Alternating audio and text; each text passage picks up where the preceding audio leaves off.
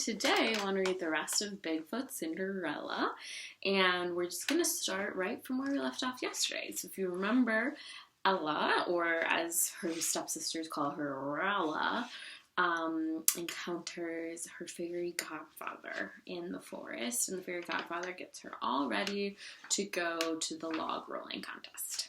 So let's keep reading. She boomed, "Thanks!" and gave him a crunching hug.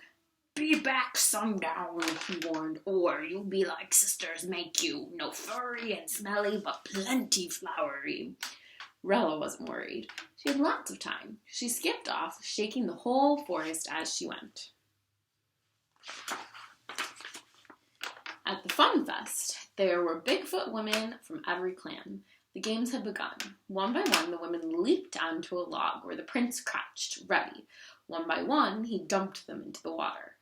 Rella's stepsisters hated games, but to catch the prince, they'd do anything, even give logs a twirl, and they hoped a good drenching might even wash off his stench. But they never got the chance. When their turn came, the prince saw their wildflower chains and glowered. He tossed them in the water, snarling, "No pick flowers!" The day grew late. Everyone had tried to win. Everyone had failed. The Bigfoot prince rumbled, "Rat, no bride."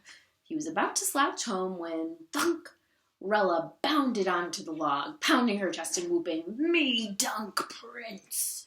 Grunting with all her might, she spun like the log. She spun the log like a big twig. Then she gave it a twist and, floop, the prince flopped into the river.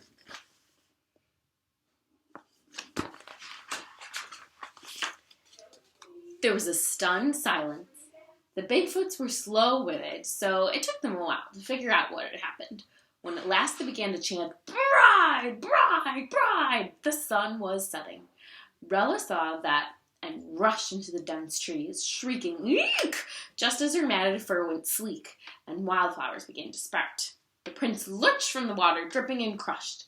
His dream woman, shaggy as the forest floor, smelly as the fish, and strong, was gone. Scratching his craggy head, he slumped down on a boulder. "Drat! Drat!" he gnashed his mossy teeth. "Where my stinking beauty go?" Then he saw one big bark clog. Hers! Now perhaps he could find his princess. The prince shuffled from snag to snag, cave to cave, lugging the lost clog.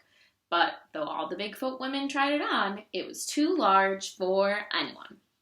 The moment he reached Rella's cave, her stepmother and stepsisters pounced on the prince, wrestled the clog from him, and jumped into it eagerly. Their feet were so small, they all fit in at once. Then Rella bounded up, yelling, me try, me. She did, and her foot fit the clog like a seed in a pod. When she pulled out its mate, the Bigfoot prince knew he'd found his bride. He thumped his chest and roared with joy. The stepsisters roared too. In tantrums, they yanked up some wildflowers and saplings. Their mother kicked the prince black and blue.